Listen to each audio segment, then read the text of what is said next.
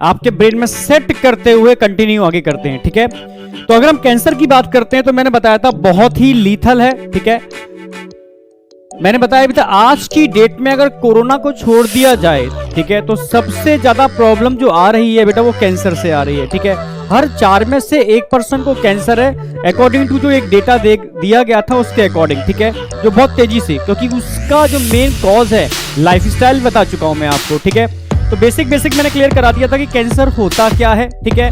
भाई कैंसर का मतलब है अपनी ही नॉर्मल सेल की अनकंट्रोल ग्रोथ, यानी आप कार ड्राइव कर रहे हो, भाई आपके हाथ में स्टीयरिंग है, ठीक है, आपके हाथ में, आपके पैरों में ब्रेक भी लगे हुए हैं, ठीक है, सब कुछ आपके कंट्रोल में है।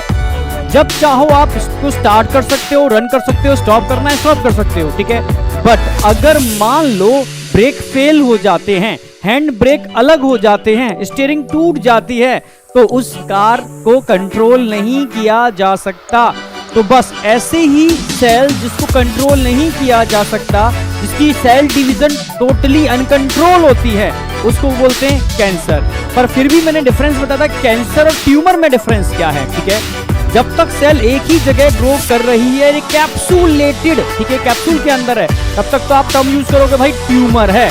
अभी वो डेंजरस कंडीशन नहीं है, ट्यूमर है वो एक ही जगह है, कंटिन्यू अनकंट्रोल ग्रोथ हो रही है, एक ही जगह है, कैप्सूलेटेड है, ठीक है। इसको बिनाइन ट्यूमर बोलते हैं। बिनाइन का मतलब होता है बहुत घातक नहीं, सिंपल टाइप का, एक जगह ट्रीटमेंट किया जा सकता है, उस पार्ट को कट करके बाहर निकाला जा सकता है। पर मान लो अगर कैप्सूल रप्चर हो गया, ठीक है, ब्रेक हो गया, तो उसके अंदर के जो सेल थे वो बाहर आएंगे तो आपके फ्लूइड में एंटर कर जाएंगे, और फ्लूइड में एंटर करने का मतलब उसकी स्प्रेडिंग हो गई, ठीक है। और स्प्रेडिंग होने को बोलते हैं मेटास्टेसिस। मैंने बोला था मेटास्टेसिस, कंफ्यूज मत करना, मेटास्टेसिस, मेटाजेनेसिस, मेटामॉर्फोसिस, समझ रहे ना मेरी बात। तो ये बहुत कॉमन टर्म्स हैं जो काफी कुछ सिमिलर होते हैं और कंफ्यूजन क्रिएट करते हैं, जो हम डिफरेंट चैप्टर में इसको पढ़ाते हैं, ठीक है। तो मेटामॉर्फोसिस तो समझते ही हो ना, ठीक है, मेटास इसको बोलते हैं मेटा, ठीक है, मेटाजेनेसिस, मेटास्टेसिस, ठीक है, मेटामॉर्फोसिस बड़े कॉमन टर्म है, या मेटाजेनेसिस को या ऐसे भी कह सकते हो, ठीक है। मेटामेरिक सेगमेंटेशन, एक मेटामेरिक सेगमेंटेशन कहां देखने को मिलते हैं, एनीलिडा, ऑर्थोपोडा, ठीक है, और कॉर्डेटा। तो 3 जगह मेटामेरिक सेगमेंटेशन 11th का पार्ट है। ये सारे पार्ट में 11th की बात कर रहा हूं, 11th वाले पार्ट में आएंगे। बट यहां पर ध्यान रखना है आपको मेटास्टेसिस, ठीक है। भाई हम कहते हैं ना मेटास्टेसिस हो गई, ठीक है, अब वो स्प्रेड कर गया, अब कुछ नहीं हो सकता, this is a dangerous condition, this is a lethal condition, और अब ट्रीटमेंट इतना आसान नहीं है। क्लियर है बिल्कुल? हाँ बेटा, ओके ठीक है। तो अब ट्रीटमेंट इतना आसान नहीं है, समझ रहे ना मेरी बात, की स्प्रेडिंग हो चुकी है उसकी, तो वो वाली बात मैंने क्लियर कर दी थी, ठीक है। कि अब उसको हम टर्म यूज करेंगे कैंसर या मैलिग्नेंट, या मैलिग्नेंसी आ गई उसके अंदर, मैलिग्नेंट ट्यूमर भी बोल सकते हो या कैंसर भी बोल सकते हो। जब तक वो एक जगह है, ठीक है, नॉर्मल ट्यूमर बोलोगे, स्प्रेडिंग हो गई, कैंसर हो गया, ठीक है। तो यहां तक की बात तो क्लियर थी। अब मैंने इसकी प्रॉपर्टी भी बताई थी कि भाई कैसे आइडेंटिफाई करोगे नॉर्मल सेल डिवीजन हो रही है या कैंसर सेल डिवीजन है। भाई नॉर्मल सेल कांटेक्ट इनहिबिशन को फॉलो करती है, मींस अगर बॉडी का कोई पार्ट रप्चर हो जाता है, ठीक है, तो सेल ग्रोथ करेंगे, पर कहां तक, जब तक कि अदर सेल के कांटेक्ट में नहीं आते। इसलिए जो बॉडी का स्ट्रक्चर है वो मेंटेन रहेगा। पर अगर सोचो कांटेक्ट इनहिबिशन मैकेनिज्म नहीं होता तो सेल अनकंट्रोल ग्रोथ करते, और अनकंट्रोल ग्रोथ का मतलब है, समझ रहे हो ना, एक दूसरे के ऊपर ग्रोथ, यानी एबनॉर्मल ग्रोथ, यानी कह सकते हो कि बॉडी के फॉर्मेशन में भी डिफॉर्मिटीज हो जाएंगे, एबनॉर्मलिटीज आ जाएंगे, स्ट्रक्चर बिगड़ जाएगा, ठीक है। पर एनिमल में ऐसा नहीं होता, क्योंकि यहां पर कांटेक्ट इनहिबिशन को फॉलो करते हैं। इन्वेजिवनेस नहीं होती नॉर्मल डिवीजन में, पर कैंसर सेल में इन्वेजिवनेस देखने को मिलती है। फाइनली हमने बात की थी हर सेल की एक पर्टिकुलर लाइफ होती है, ठीक है। लाइफ का मतलब है उसके डिवीजन की एक लाइफ होती है। एक सेल मैक्सिमम भाई 1 से 2 डॉटर सेल बन गए, फिर वो डॉटर सेल अगेन डिवाइज, ऐसे अगेन डिवीजन, ऐसे डिवीजन, ठीक है। तो ये भी डिवीजन एक लाइनेज तक चलता है, उसके बाद ये डिवीजन भी स्टॉप हो जाता है। तो अप्रोक्सीमेटली 50 जनरेशन तक एक ही लाइनेज में डिवीजन देखने को मिलती है, लेकिन एक ही सेल में डिवीजन देखने को मिलती है, मैक्सिमम 50 जनरेशन, ठीक है। उसके बाद की जो सेल्स होते हैं वो एपोप्टोसिस से उनकी डेथ हो जाती है, वो अपने आप ही, क्योंकि उसके लिए कौन रिस्पॉन्सिबल होता है, भाई सेल के अंदर जितने भी क्रोमोसोम होते हैं उनके टीले पर, मतलब उनके टर्मिनल एंड पर, ऐसे याद रखो, टर्मिनल एंड पर कुछ सीक्वेंस होते हैं, उनको क्या बोलते हैं, टीलोमर सीक्वेंस। ये टीलोमर सीक्वेंस हर डिवीजन पर रिड्यूस होते जाते हैं, हर डिवीजन पर रिड्यूस होते जाते हैं, ठीक है। तो जब टीलोमर सीक्वेंस टोटली फिनिश हो जाएंगे, यानी सेल फर्दर डिवाइड नहीं करेगी, ऑटोमेटिकली वो जीन एक्टिवेट होंगे जो उसकी एपोप्टोसिस, एपोप्टोसिस मतलब होता है, ठीक है, program cell death, automatically cell खत्म हो जाती है। समझ रहे हो ना मेरी बात? मतलब बहुत बेहतरीन तरीका है सेल खत्म होने का, ठीक है। वो अपना एक पार्ट भी नहीं छोड़ती, हर पार्ट को डाइजेस्ट करते हुए बिल्कुल फिनिश होती है, ठीक है। इसको एपोप्टोसिस बोलते हैं, ठीक है। लेकिन नेक्रोसिस अलग मैकेनिज्म है, नेक्रोसिस अलग मैकेनिज्म है, ठीक है। उसमें अगर सेल की डेथ होती है तो टॉक्सिक मटेरियल प्रोड्यूस होते हैं जो टॉक्सिसिटी क्रिएट करते हैं, जबकि एपोप्टोसिस एक सुपर मैकेनिज्म है जिसमें कोई टॉक्सिसिटी नहीं होती, सेल ऑटोमेटिकली अपने को खत्म करने का काम करती है, ठीक है। तो ये दो चीजें हैं, आप समझ रहे हो ना मेरी बात? यानी एक तरीके से किसी ने किसी को मार दिया तो ये क्या है, नेक्रोसिस, ठीक है।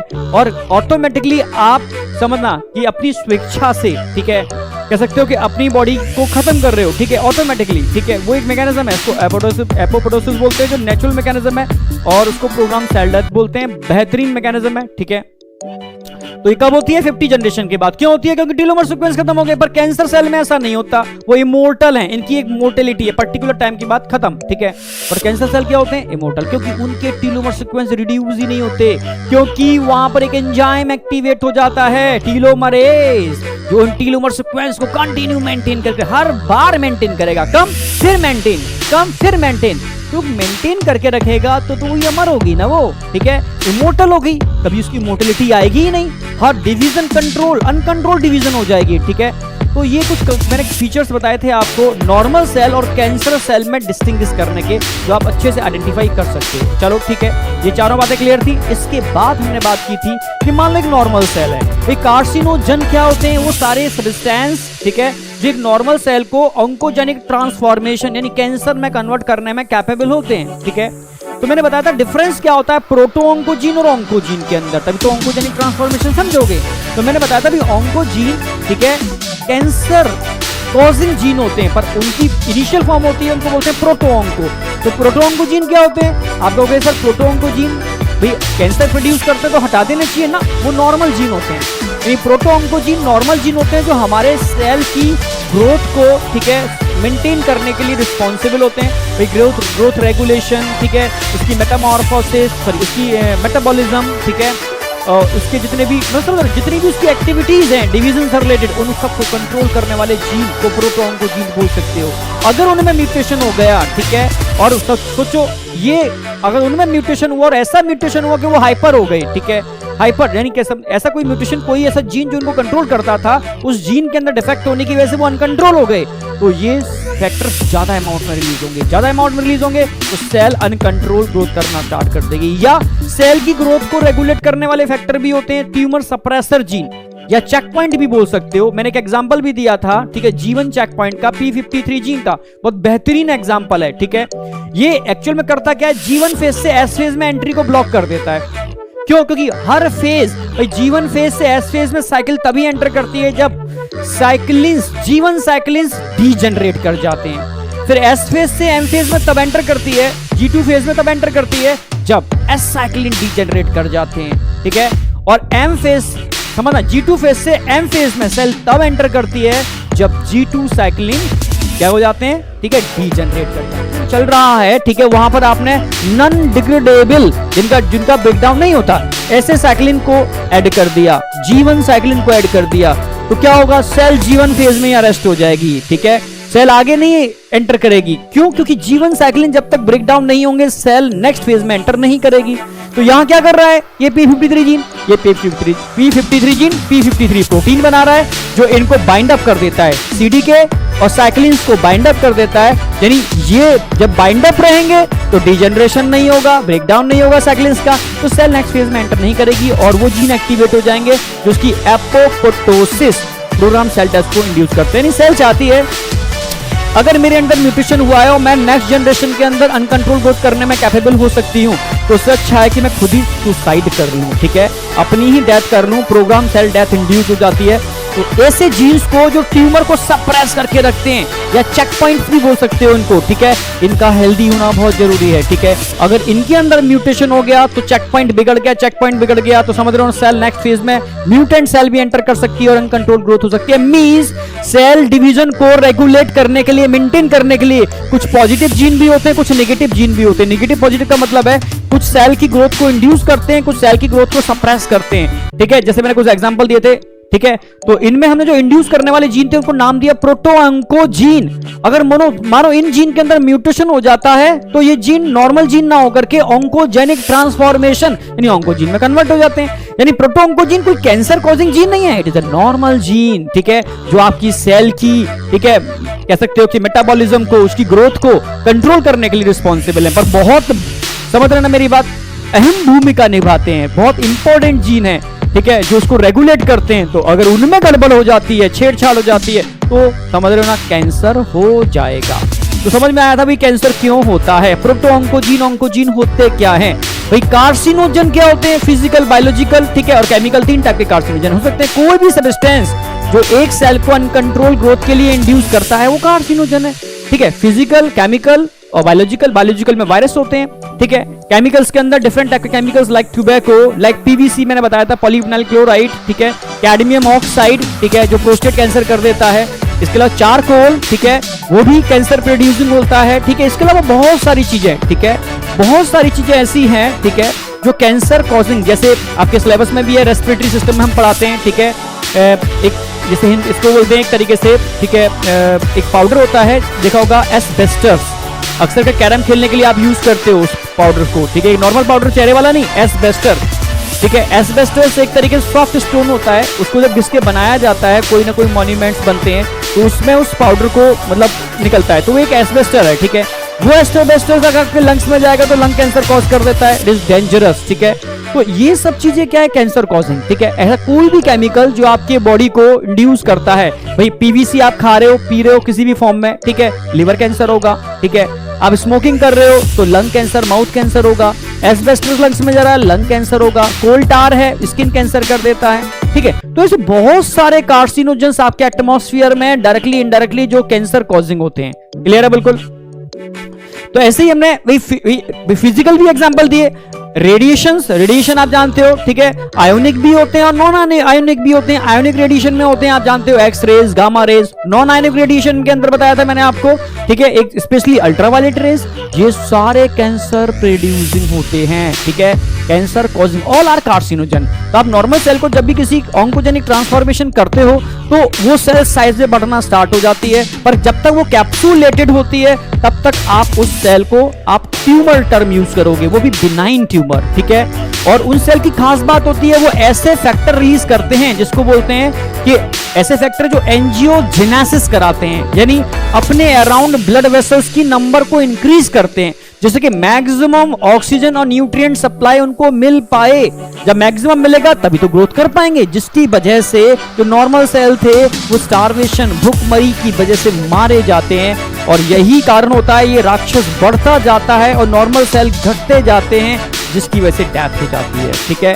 तो पूरा मैंने मैकेनिज्म समझाया था कि भाई किस तरीके से मैलिग्नेंट ट्यूमर होता है, ठीक है। पूरी मैकेनिज्म क्लियर थी, यहां तक कोई डाउट नहीं होना चाहिए कि क्या डिफरेंस है नॉर्मल सेल में और कैंसर सेल के अंदर। अब यहां तक बताओ कोई डाउट था? देखो वही है, वही स्टेजेस ऑफ कैंसर। जब स्टेजेस ऑफ कैंसर की बात करते हैं साथ में पूछते सर स्टेजेस, भाई इनिशियल स्टेज कैप्सूलेटेड है, कैप्सूल भी एक लिमिटेड अमाउंट में, ठीक है, फर्स्ट स्टेज है, ठीक है, अभी कैप्सूल बन रहा है, ठीक है, अब इजीली ट्रीटमेंट करा सकते हो। कैप्सूल बहुत बड़ा हो चुका है, यानी कभी भी वो समझ रहे हो ना, रप्चर हो सकता है। इधर अगेन क्रिटिकल स्टेज पर अभी भी कंट्रोल में है, ट्रीटमेंट हो सकता है, सेकंड स्टेज बोल सकते हो। भाई कैप्सूल रप्चर हो गया, ठीक है, रप्चर हो गया तो वो स्प्रेडिंग हो गई। अब ये लास्ट स्टेज, टर्सरी स्टेज है, जिसके अंदर अभी स्प्रेडिंग हुई है, ठीक है भाई, नए कैंसर देखने को नहीं मिल रहे पर स्प्रेडिंग हो चुकी है। देन आफ्टर सम टाइम आपको कई कैंसर देखने को मिल जाएंगे बॉडी में, अलग अलग पार्ट में, क्योंकि बॉडी फ्लूइड से क्या कर जाएंगे, वो अलग अलग पार्ट में माइग्रेट कर जाएंगे। भाई समझ रहे हो, जहां भी माइग्रेट करेंगे वहां एक नया कैंसर बना लेंगे, क्योंकि अनकंट्रोल ग्रोथ उनके पास है ही ना, ऑलरेडी हो चुकी है। तो बस ये समझ रहे हो लास्ट स्टेज, ठीक है, अब कुछ हो नहीं सकता, कहां ट्रीटमेंट करोगे। अब ट्रीटमेंट भी किससे करते हैं? ट्रीटमेंट उन टैबलेट से करते हैं जो जिनके साइड इफेक्ट इतने डेंजरस हैं, वो उन कैंसर सेल के साथ साथ अपने नॉर्मल सेल को भी खत्म कर देते हैं। उन रेडिएशन से करते हैं जो कैंसर सेल के साथ साथ नॉर्मल सेल को भी खत्म कर देते हैं, ठीक है। तो ये दोनों ही ट्रीटमेंट बड़े डेंजरस ट्रीटमेंट में, जिससे कि इंसान की अगर नॉर्मल डेथ 20 डेज में होनी है कैंसर की वजह से, तो ट्रीटमेंट की वजह से, ठीक है, 2-4 दिन पहले ही हो जाती है, ठीक है। ये डेंजरस ट्रीट जो अभी इंडिया में ट्रीटमेंट अवेलेबल है, ठीक है। तो उसके लिए डिपेंड करता है, अगर आप यंगर स्टेज में हो तो इनको झेल जाते हैं तो एक बार को कहीं ना कहीं प्रोबेबिलिटी नजर आती है, वो भी स्टेज डिपेंड करी किस स्टेज में कैंसर है। अगर एज ज्यादा हो चुकी है तो रेडिएशन और कीमोथेरेपी से ही इंसान की डेथ हो जाती है। अगर इम्यून सिस्टम बहुत वीक है, बॉडी बहुत वीक है, ठीक है, और थोड़ा एज ज्यादा है, तो आगे ये ट्रीटमेंट ही खत्म कर देता है इंसान को, ठीक है। तो सीधी सी बात है, कैंसर का बेसिक कंसेप्ट समझ में आया होगा। अब टाइप्स ऑफ कैंसर पे क्वेश्चन और बनता है, भाई कैंसर कहां हो रहा है बेटा। 3 टाइप के टिश्यू होते हैं, एक्टोडर्मल, मेसोडर्मल, ठीक है, एंडोडर्मल, ठीक है। तो उसके बेस पर भी आप कैंसर को डिवाइड कर सकते हो, कार्सिनोमा, सार्कोमा, ठीक है, लिम्फोमा, ठीक है। उसको मैं एक ऐड और करूंगा, बस उसके बाद हम आगे बढ़ते हैं। ओके ओके, हेयर फॉल, बिल्कुल मैंने बताया कीमोथेरेपी मैंने बताया कि भाई हेयर फॉल सबसे पहले होता है, क्योंकि जो हेयर का अटैचमेंट होता है, ठीक है, बहुत कोई हार्ड अटैचमेंट नहीं है। मैंने कीमोथेरेपी के साइड इफेक्ट एक नहीं होते, भाई एनीमिया होना चालू हो जाता है, ठीक है, हेयर फॉल, क्योंकि भाई हेयर बहुत मतलब उसका सीधा इफेक्ट हेयर पे भी पड़ता है, बहुत स्ट्रॉन्ग नहीं होते हेयर, ठीक है। तो हेयर फॉलिंग पहले होना स्टार्ट हो जाती है, एनीमिया होना स्टार्ट हो जाता है, क्योंकि सीधी सी बात है, कीमोथेरेपी रेडिएशन तो इफेक्ट तो डायरेक्टली यहां हो गई होगा, क्योंकि हाई डोज हाई कह सकते हो, मतलब बहुत हाई मतलब डोज की टैबलेट्स होते हैं ये, ठीक है। जैसे आप मिलीग्राम में बोलते हो ना, ऐसे ही बहुत हाई डोज की टैबलेट्स होते हैं, ठीक है। इसमें बहुत कॉमनली यूज करते हैं विनब्लास्टिन, विनक्रिस्टिन, ठीक है, ये बहुत कॉमनली यूज होने वाले टैबलेट्स हैं, ठीक है। कई कोबाल्ट कंटेनिंग टैबलेट्स भी होते हैं। रेडिएशंस में अक्सर कर गामा रेडिएशंस यूज करते हैं। सोचो ये इतनी डेंजरस चीजें हैं, तो भाई नॉर्मल सेल पर तो इफेक्ट पड़ेगा, हेयर रूट भी तो एक नॉर्मल सेल ही है, तो सीधी सी बात है उस पर भी इफेक्ट पड़ेगा कीमोथेरेपी का, इसलिए हेयर फॉल पहले होना चालू हो जाता है, ठीक है। बाबा रामदेव, ठीक है। तो वो कभी हमें किसी की समझ लो ना, इस तरीके से जैसे आप जो कमेंट करते हो ना, ठीक है, हर इंसान अपनी जगह सही है, ठीक है, अपना काम कर रहा है, करने दो, ठीक है। आपको क्या करना है, आप किसको फोकस कर रहे हो, ये आप देखा करो, ठीक है। कौन क्या कर रहा है, भाई दुनिया है, पांचों उंगली एक जैसी नहीं होती, ठीक है, गधे भी हैं, घोड़े भी हैं। अब आप किस कैटेगरी में आते हो, ये आपको डिसाइड करना है, ठीक है। कि आप गधों की कैटेगरी में आते हो, घोड़ों की कैटेगरी में आते हो, जो कर रहा है करने दो, ठीक है। आप क्या कर रहे हो, ठीक है, आपका फोकस कहां है, बस ये ध्यान रखो, ठीक है। इस पर डिसाइड करता है कि आप किस डायरेक्शन में जा रहे हो, ठीक है। ओके।